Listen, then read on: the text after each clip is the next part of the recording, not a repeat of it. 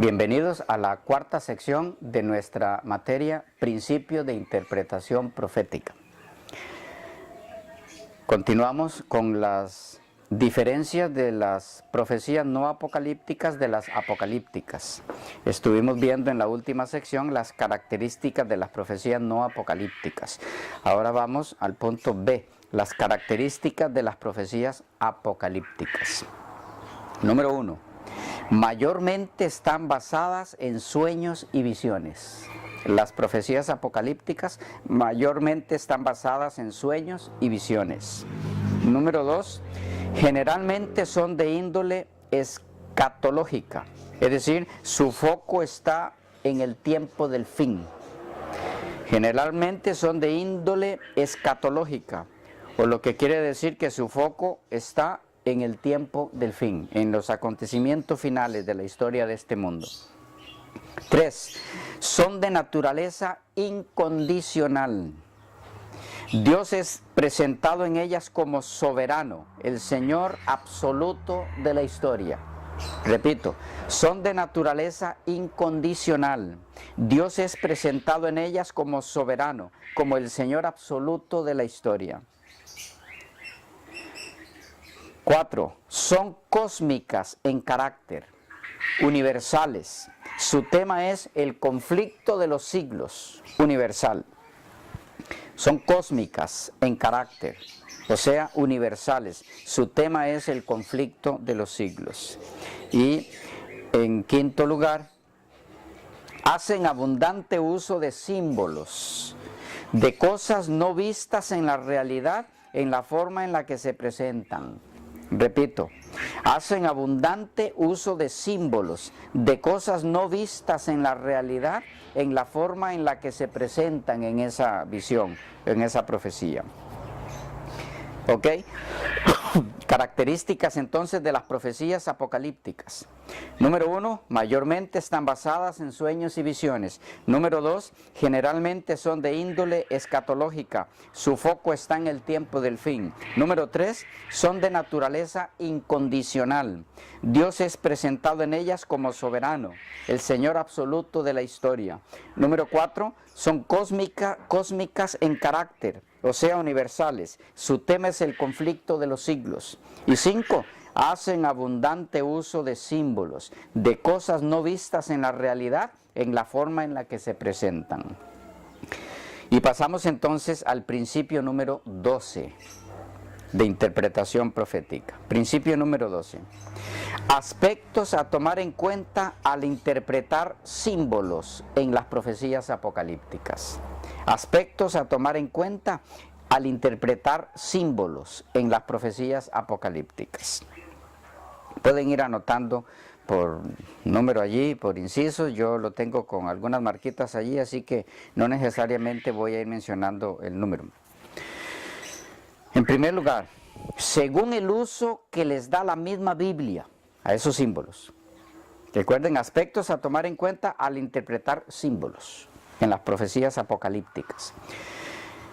Según el uso que les da la misma Biblia en su contexto inmediato y en su contexto amplio en otra parte de la Escritura.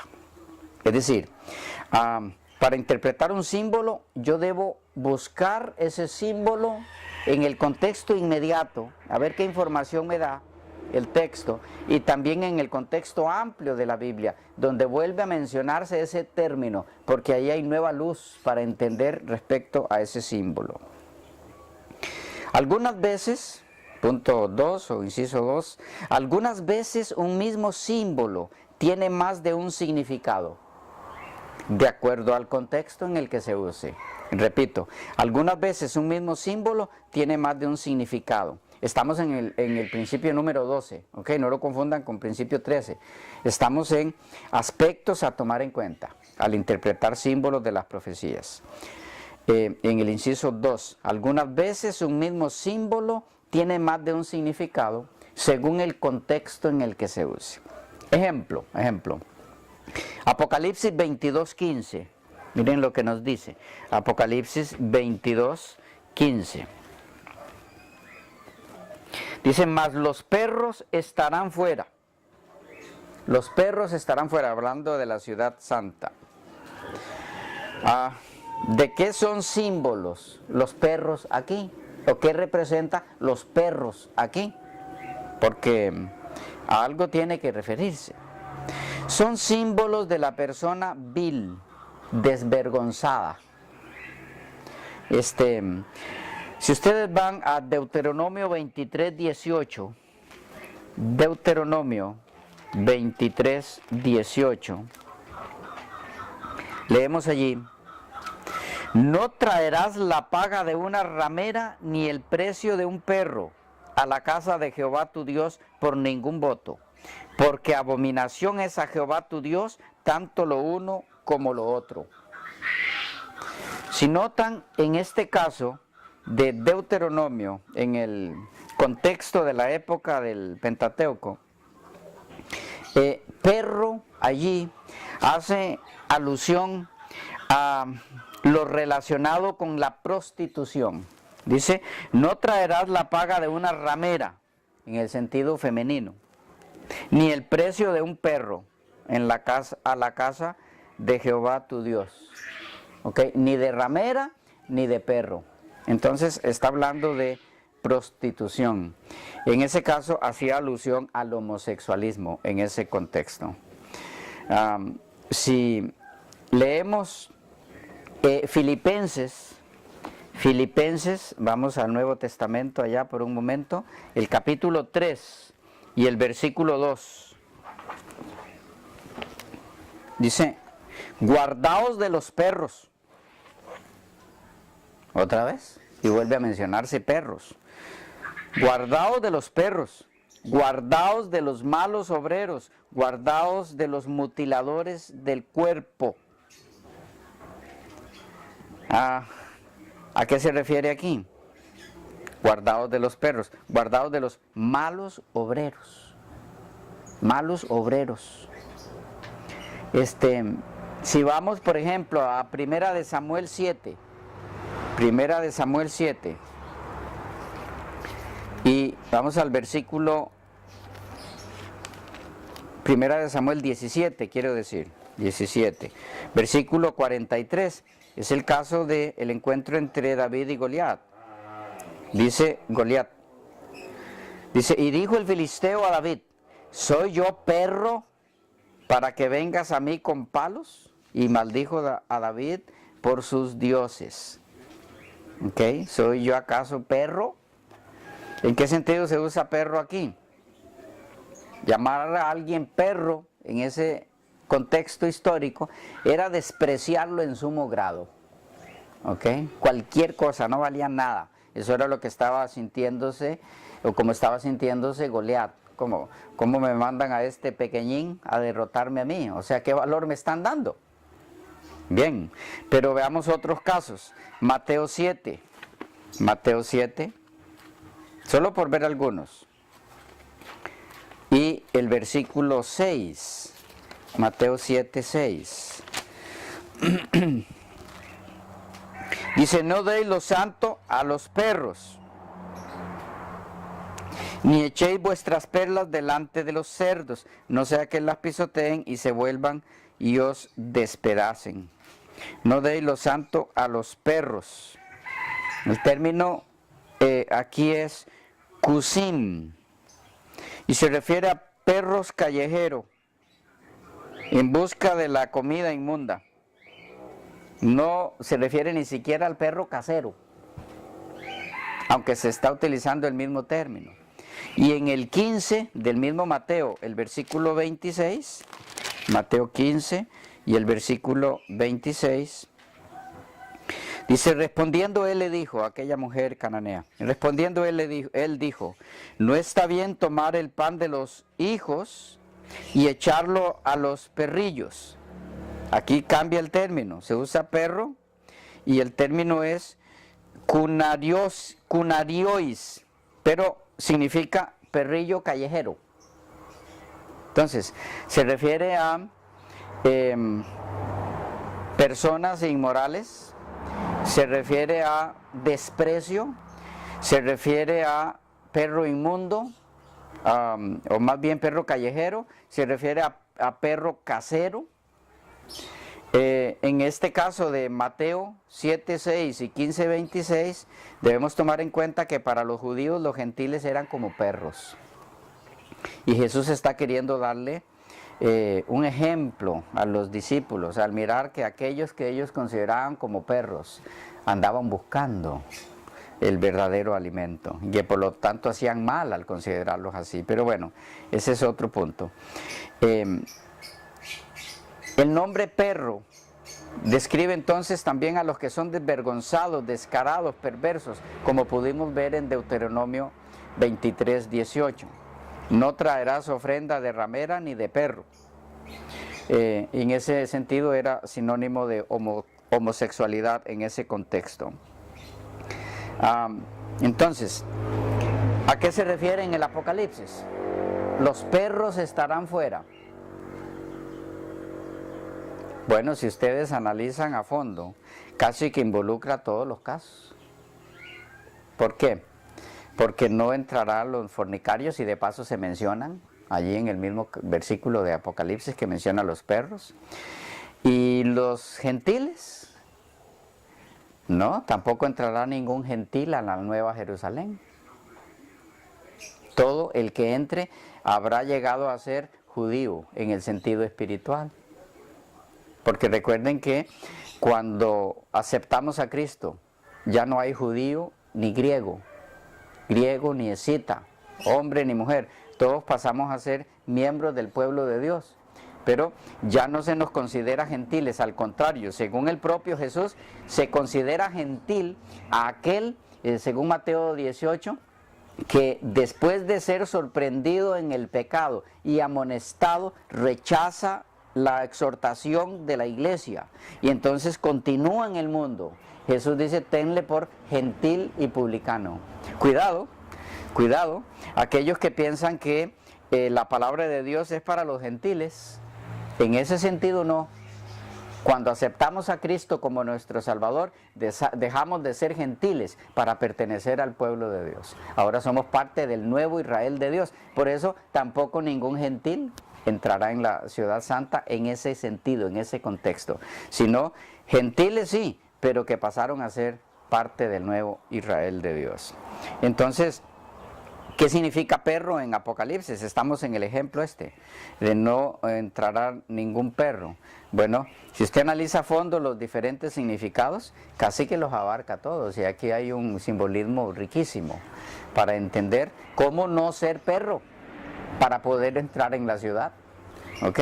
Pero bueno, no ese es el tema ahora, sino un ejemplo. Ok, el otro inciso, en relación a cómo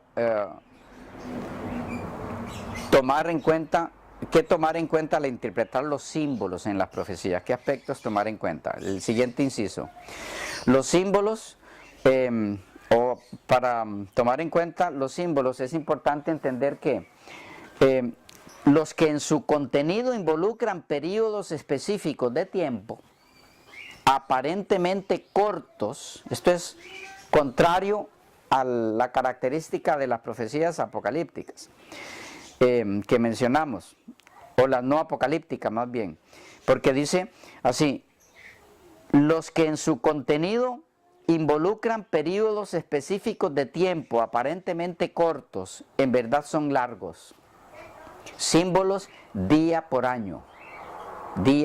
Ejemplo, los 1260 años de Daniel y Apocalipsis, los 2300 años del libro de Daniel, los 1335 años del libro de Daniel, las 70 semanas del libro de Daniel, los 5 meses y 391 años del libro de Apocalipsis en las trompetas. Esos periodos que se mencionan aparentemente o que dan la impresión de que son cortos, en verdad son periodos simbólicos y por lo tanto bastante largos. ¿Ok? Se menciona, por ejemplo, 5 meses. 5 meses es corto, sí, pero si fuera literal, como es simbólico, como es, cada día de esos 5 meses representa un año, entonces el periodo se vuelve amplio, abarcante, mucho tiempo. Bueno, eso hay que tomarlo en cuenta al estudiar los símbolos en lo que tiene que ver con números, con periodos proféticos.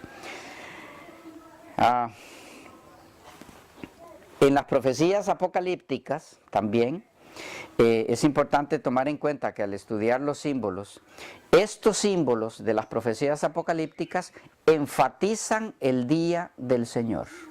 Los símbolos en las profecías apocalípticas enfatizan el día del Señor escatológico. Así podemos verlo, por ejemplo, veamos Amós 5, el libro del profeta Amós, el capítulo 5, versículos 18 y 20, 18 al 20. Dice, ay de los que desean el día de Jehová.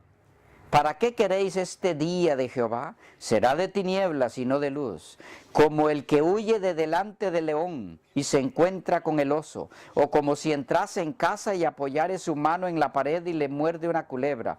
¿No será el día de Jehová tinieblas y no luz, oscuridad que no tiene resplandor? Las profecías, los símbolos involucrados en las profecías apocalípticas enfatizan siempre el día del Señor escatológico. Otro ejemplo podemos verlo en Sofonías, otro de los profetas menores. Sofonías, el capítulo 1, versículos 7 al 10. Dice, calla en la presencia de Jehová el Señor, porque el día de Jehová está cercano, porque Jehová ha preparado sacrificio y ha dispuesto a sus convidados. Y en el día del sacrificio de Jehová castigaré a los príncipes y a los hijos del rey, y a todos los que visten vestido extranjero. Asimismo castigaré en aquel día a todos los que saltan la puerta, los que llenan las casas de sus señores de robo y de engaño.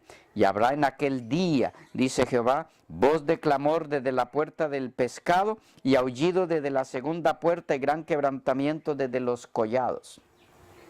Las profecías, los símbolos en las profecías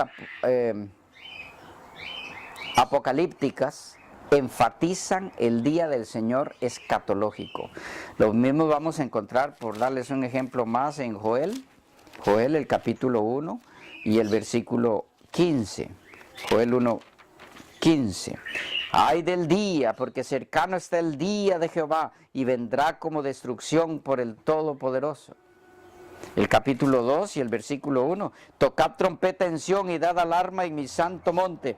Tiemblen todos los moradores de la tierra, porque viene el día de Jehová, porque está cercano. Y el versículo 11. Y Jehová dará su orden delante de su ejército, porque muy grande es su campamento. Fuerte es el que ejecuta su orden, porque grande es el día de Jehová y muy terrible. ¿Quién podrá soportarlo? Entonces, los símbolos en las profecías apocalípticas enfatizan el día del Señor escatológico. Es importante tomar en cuenta eso. Siguiente inciso. El día del Señor escatológico, es decir, escatológico es el día, no del Señor. El día del Señor, el día escatológico, el día de la segunda venida, está precedido por un corto periodo donde Satanás parecerá reinar en forma absoluta. Repito este principio.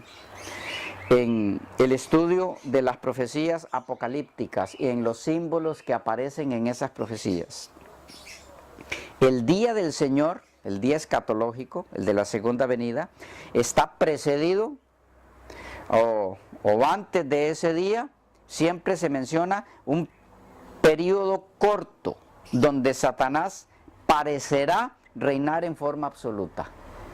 Esa es característica de las profecías apocalípticas y hay que entender esos símbolos que se mencionan en ese contexto. Por ejemplo, segunda carta a los tesalonicenses. Vamos a entenderlo mejor. Segunda a los tesalonicenses, el capítulo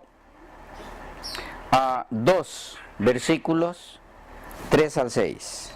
Dice así: nadie os engañe en ninguna manera, porque no vendrá hablando de la segunda venida de Cristo, el día escatológico, porque no vendrá sin que antes venga la apostasía y se manifieste el hombre de pecado, el hijo de perdición, el cual se opone y se levanta contra todo lo que se llama Dios o es objeto de culto, tanto que se sienta en el templo de Dios como Dios, haciéndose pasar por Dios.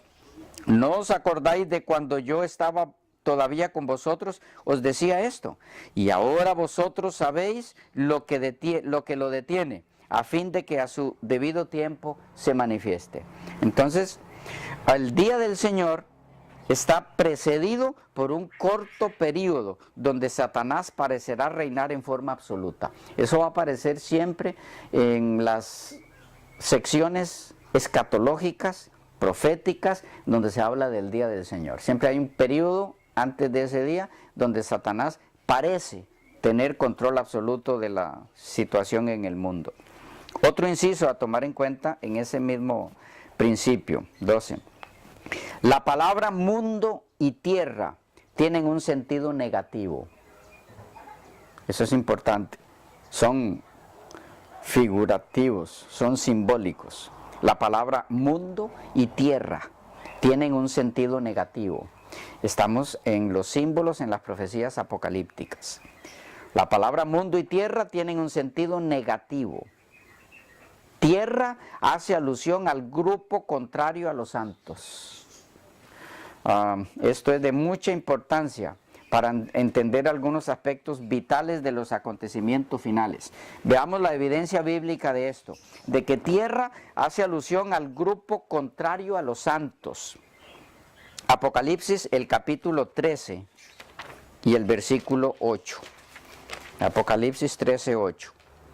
Dice, hablando de una de las bestias, y la adoraron todos los moradores de la tierra, cuyos nombres no estaban escritos en el libro de la vida del Cordero, que fue inmolado desde el principio del mundo. ¿Quiénes adoraron a la bestia? Dice, todos los moradores de la tierra. ¿Y dónde está el pueblo de Dios allí? ¿Adorando a la bestia también? No, por supuesto que no. Entonces los moradores de la tierra no incluye al pueblo de Dios en esos contextos, ¿ok? Repito, la palabra mundo y tierra tienen un sentido negativo en las profecías apocalípticas. Esos símbolos, mundo y tierra, deben ser entendidos como haciendo alusión al grupo contrario a los santos. Otro ejemplo, 17.8, hay muchos, pero no les voy a dar todos. 17.8 del mismo Apocalipsis. La bestia que has visto era y no es, y está por subir del abismo e ir a perdición. Y aquí está otra vez, los moradores de la tierra, aquellos cuyos nombres no están escritos desde la fundación del mundo en el libro de la vida, se asombrarán viendo la bestia que era y no es y será. Otra vez, alusión a los moradores de la tierra como aquellos que no están inscritos en el libro de la vida. Otro ejemplo, capítulo 6, versículo 10. Ustedes luego tomen una concordancia y busquen los demás ejemplos para no darles yo muchos. 6, el versículo 10 de Apocalipsis. Dice, ¿hasta cuándo, Señor santo y verdadero, no juzgas y vengas nuestra sangre en los que moran en la tierra?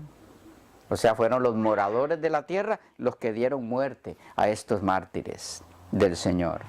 Capítulo 11, versículo 10, por darles uno más, ayudarles en su búsqueda. 11:10. Dice, hablando de lo que se hizo con los dos testigos, dice, y los moradores de la tierra se regocijarán sobre ellos, sobre los dos testigos que eran los del Señor, y se alegrarán y se enviarán regalos unos a otros porque estos dos profetas habían atormentado a los moradores de la tierra. Dos veces se menciona aquí el símbolo ese, los moradores de la tierra. Esto es muy importante entenderlo porque ustedes van a encontrarse o vamos a encontrarnos con declaraciones de Elena de White, donde por ejemplo se nos dice que habrá un momento en el contexto de los acontecimientos finales, donde el Espíritu de Dios se retirará de la tierra. Y algunos cristianos, adventistas y otros que también aceptan a Elena de White como inspirada por el Señor, dicen, bueno, pero entonces va a haber un momento en que los cristianos vamos a estar solos aquí, en la lucha contra Satanás, en los acontecimientos finales, porque el Espíritu de Dios se retirará de la tierra. No, tierra en acontecimientos finales, en el contexto en el que estamos hablando, hace alusión a los perdidos, no al pueblo de Dios. El Espíritu Santo se retirará de los perdidos, nunca del pueblo de Dios, porque eso iría contra la promesa de Jesús en Mateo 28, 20, 19 y 20. He aquí yo estoy con vosotros todos los días hasta el fin del mundo, y eso es a través del Espíritu Santo, que es su representante. No dice Jesús todos los días hasta el fin del tiempo de gracia, no, todos los días hasta el fin del mundo. Él estará con nosotros para siempre. Bueno, a manera de reiteración o confirmación de esto, Elena de White menciona algo muy importante en El conflicto de los siglos, la versión ilustrada, en este caso la página 540. Dice así: cuando la presencia de Dios se retiró de la nación judía, tanto los sacerdotes como el pueblo lo ignoraron. Aunque bajo el dominio de Satanás y arrastrados por las pasiones más horribles y malignas, creían ser todavía el pueblo escogido de Dios. Los servicios del templo seguían su curso. Se ofrecían sacrificios en los altares profanados y cada día se invocaba la bendición divina sobre un pueblo culpable de la sangre del Hijo amado de Dios y que trataba de matar a sus ministros y apóstoles. Así también, cuando la decisión irrevocable del santuario haya sido determinada para siempre, los habitantes de la tierra no lo sabrán. Las formas de la religión seguirán en vigor entre las muchedumbres de en medio de las cuales el Espíritu de Dios se habrá retirado finalmente. Pero de donde se retira es de la tierra, no de los hijos de Dios. ¿Por qué? Porque recordemos el principio. La palabra mundo y tierra en las profecías apocalípticas tienen un sentido negativo. ¿Ok? Y esto nos lleva al siguiente inciso que veremos en la próxima ocasión porque se nos fue el tiempo. Bendiciones del Señor para todos.